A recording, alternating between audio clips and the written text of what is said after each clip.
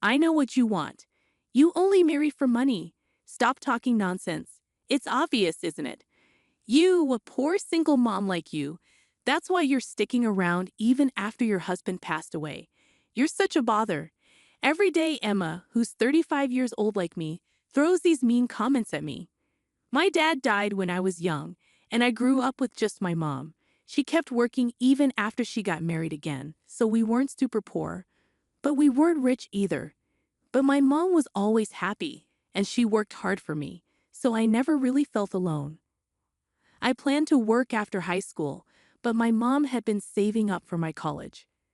I really wanted to go to college, but I didn't want to burden my mom who had worked so hard for me, so I gave up on the idea. When my mom suggested I go to college, I was thrilled. My mom got married at 23 and had me at 25. When I was in high school, my 43-year-old mom, who was still energetic, said, "I'm still young and healthy, Mia. Follow your dreams. It would hurt me more if you gave up because of money."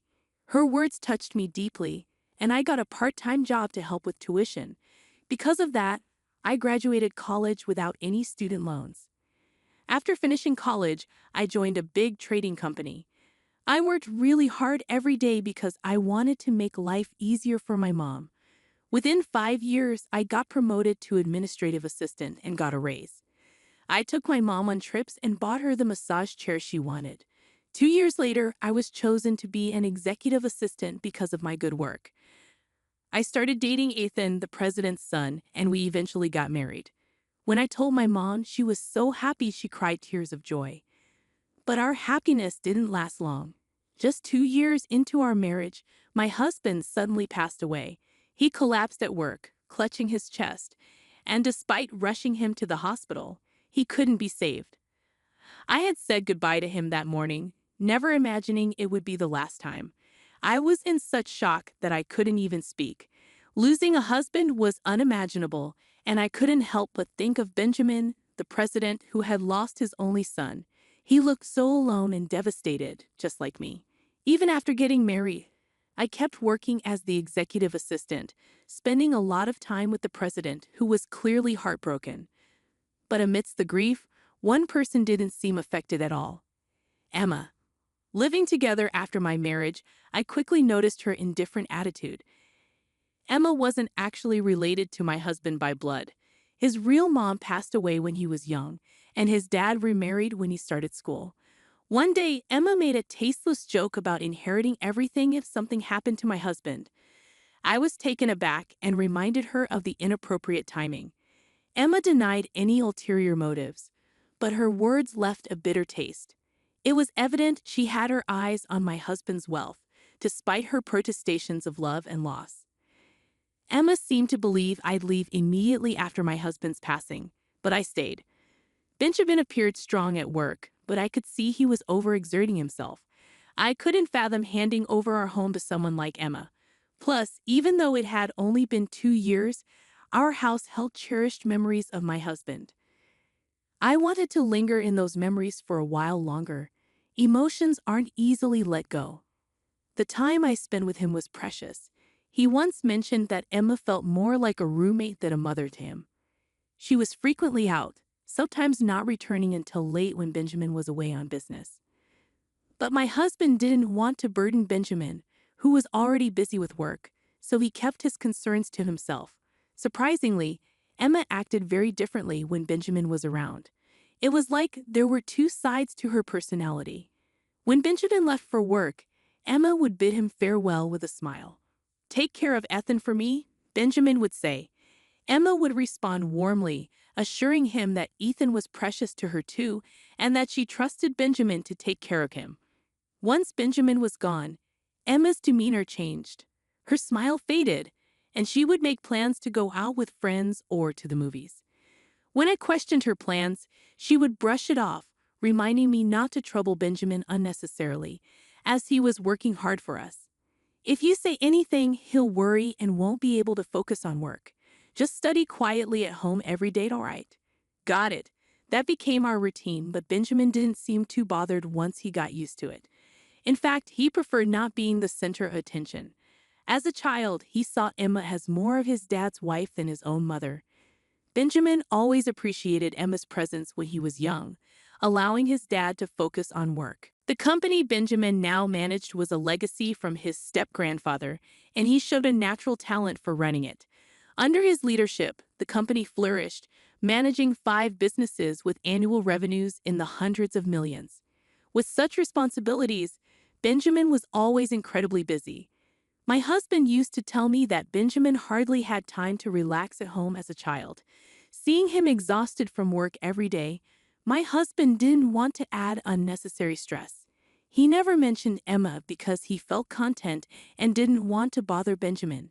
He was always so relaxed about things. He never seemed like the typical heir to a big company. Did that ever bother you? Nah, not really. As long as she was home, I was fine. It gave Dad peace of mind knowing she was there so he could focus on work. And we never went hungry. There were always snacks. I see. My husband shrugged it off with a laugh, never making a big deal out of it. I admired that about him. They weren't mean to me. They just didn't dote on me.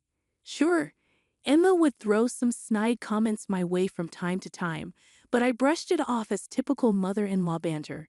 She was often out, attending events or hanging out with friends, so we didn't interact much. I wasn't bothered by her sarcasm. If my husband didn't mind, why should I? However, Emma's extravagant spending did bother me a bit given my thrifty nature. But since neither Benjamin nor my husband raised any concerns, I kept my thoughts to myself. After my husband passed away, seeing Emma enjoying shopping and luxury with a carefree attitude made me uneasy. Emma, please try to support Benjamin. Even though he acts fine, he's really lonely. I pleaded. Why should I listen to you? What's your motive? Are you trying to get into our family for inheritance? I've never even thought about that. Well, Ethan's gone, so why don't you leave too? I'm not leaving. Benjamin said I can stay as long as I need to. Emma gave me an irritated look but didn't say more. She probably felt relieved that she wouldn't have to worry about me inheriting Benjamin's wealth. 3 years after my husband's passing, Emma's irritation towards me grew. Her sarcastic remarks became more frequent and cutting. Whether at home or in the office, I was always by Benjamin's side. Emma seemed to believe I was trying to manipulate him into giving me his fortune. It was painful to be seen that way, and I started to question if staying in a house without my husband was right. I could see Benjamin's struggles at work every day. Maybe it would be better for me to go back to my single mom's house instead of enduring Emma's sarcasm. My mom was turning 60 this year, and it had been 3 years since my dad passed away. I began to contemplate my future. When Benjamin collapsed, he was lucky to survive, but it seemed likely he would need ongoing care even after leaving the hospital. At the company, things didn't immediately fall apart because Benjamin had trained his successors well. However, Emma's attitude changed noticeably. He got what he deserved. He's been so tight-fisted lately. What do you mean tight-fisted? Our credit card limit has been reduced, and our expenses have been cut. Is the company struggling? I don't think so, Emma. It turns out you missed your husband's 3rd anniversary ceremony last year because you were hungover from the previous night's wild outing, as revealed by the credit card bill. It appeared that Benjamin, who rarely intervened in Emma's spending, had finally taken notice. Missing their son's 3rd memorial was a breaking point for him. In his anger, Benjamin decided to restrict Emma's access to money. However, she still received enough for a comfortable life, so there was little reason for complaint. Benjamin himself mentioned concerns about the company's finances. Losing Ethan hit him hard, and things took a turn for the worse. Benjamin said that? Don't act ignorant. You're aware too. How does losing one son justify jeopardizing the company? I genuinely didn't know. And yet he's telling people, despite his condition, I'll rest at home and live a long life. He's been saying the doctors predict he could live to be 100. Well, that's positive news. It's not as positive as you think. If he needs care for that long, it won't be easy. Emma's nostrils flared as she launched into a rant about Benjamin. Hearing her describe him as dull and annoying left a bitter taste in my mouth. After all, who had been funding her luxurious lifestyle? Even if Benjamin's company was struggling, couldn't she at least offer him support? But then Emma said something even more shocking. I've decided to divorce him. What? Just think about it. The company might be in trouble. What if we end up in debt? It's only sensible to settle the property and leave before we run out of money. Are you really planning to abandon Benjamin when he needs help? I can't handle taking care of a sick old man with no money left. I'm going to take what I can before his will disappears and then leave. Is that your plan? Emma's words, spoken as if she had come up with a brilliant idea, filled me with disgust.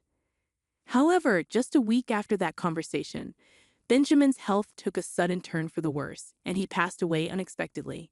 He's gone too, just 3 years after my husband passed. Everything felt like it was closing in. Benjamin's voice echoed my husband's. Sometimes talking to him felt like talking to my late husband. Not being able to hear his voice anymore, it's unbearable.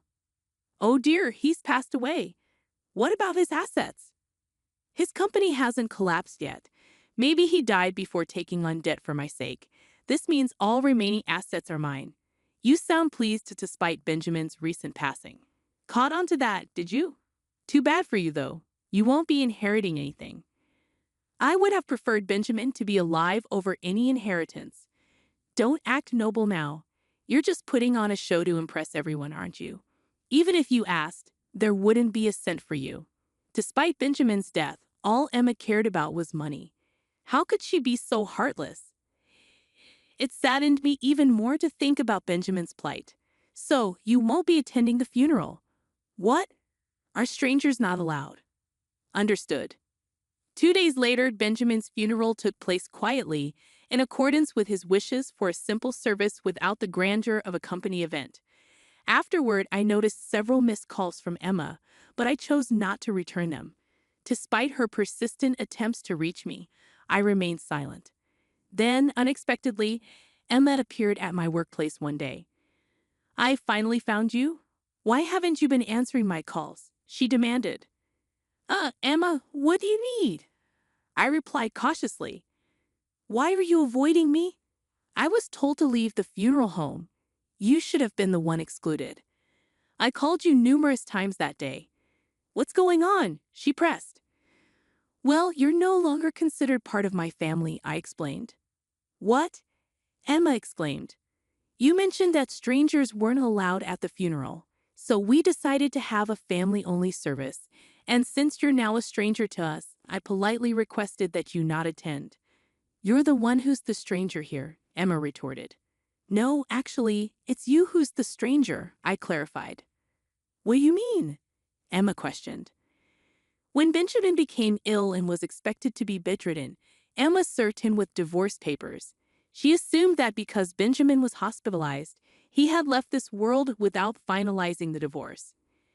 However, I had already submitted those divorce papers as Benjamin had requested. Therefore, legally and in reality, Emma is now a stranger to us. In the past, Benjamin confided in me about the company's precarious situation.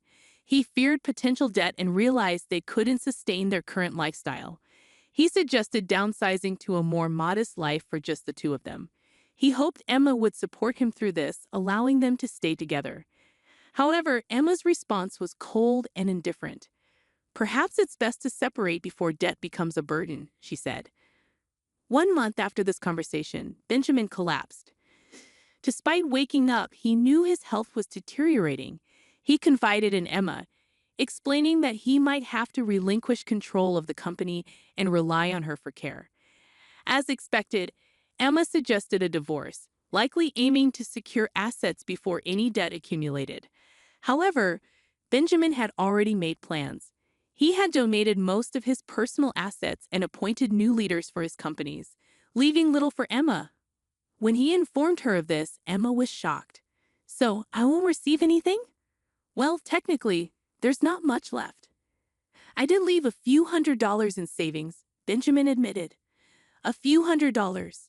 That's hardly anything. Even though Benjamin had informed me of his plans beforehand, hearing it directly from him made me realize the extent of his thoroughness. It was evident that he was determined not to split any property with Emma. Perhaps it was Emma's behavior after her husband's passing that spurred Benjamin to take such decisive action. But what about the house? If I sell it, yes, well, please vacate the premises as soon as possible. I'm staying with Mom for now, but I intend to move back eventually. What are you saying? You're essentially a stranger. You have even fewer rights than I do. As I mentioned before, you're the stranger here, Emma, considering you're already divorced. Besides, the house was originally inherited by Benjamin from his grandfather, so it doesn't count for property division in a divorce. So why do you believe you have the right to reside there? Because when I married Benjamin, we legally adopted each other. What? So you're implying I have a claim to inherit Benjamin's property? It's hard to believe, isn't it? The idea of adoption had originated from Benjamin himself. At the time of our marriage, I hadn't given it much thought. In his eyes, I was becoming his daughter by marrying his son, so I agreed to the arrangement. However, I never disclosed this information after my husband's passing, fearing that Emma would misconstrue it as me being motivated by the family fortune. I have work to attend to. Could you please leave? I've instructed Emma that any communication should go through our lawyers. I've sought guidance from our company's legal advisors. I called security to escort Emma off the premises, making it clear she was not welcome back. Despite her resistance, she left quietly when I threatened to involve the police. She tried to contact me numerous times afterward, but I chose to ignore her completely. Her persistent attempts to claim our fortune only led to a flood of complaints to our lawyer. Our company was thriving, much to Emma's bewilderment. She argued that if it were bankrupt, there would be wealth to divide. However, the company had already been passed on to a successor before Benjamin's passing, rendering it no longer his possession. As a result, there was nothing left for Emma to stake a claim on. Regarding the family's real estate holdings, everything had been settled in the divorce prior to Benjamin's passing. Our lawyer patiently clarified to Emma that she had no claim to any of it. It was evident that Emma had been persistent in her pursuit, much to the lawyer's exasperation. Emma, under the mistaken belief that she was entitled to a portion of the will, had incurred substantial debt on her credit card. Now, she found herself burdened with the task of paying it off, working multiple part-time jobs from dawn till dusk. However, her financial struggles were not my concern. Emma was a decade younger than Benjamin, having married him at 25 and now being 55. With almost 30 years of marriage behind them, Emma was entitled to survivor benefits from the Social Security taxes Benjamin had paid even after their divorce. However, she would only become eligible for these benefits upon reaching 60, which was still 5 years away. Additionally, she needed to have filed for a division of the pension within 2 years of their divorce. I wasn't certain if Emma was aware of these requirements, nor did I feel any obligation to inform her. I harbored no sympathy or responsibility for Emma's welfare. Currently, I reside in the home I once shared with my mother, Benjamin, and my late husband. My days unfold calmly and serenely. There are moments when memories of my husband and Benjamin bring a smile to my face, mingled with tears. Yet, recalling their warm smiles inspires me to embrace each day with joy.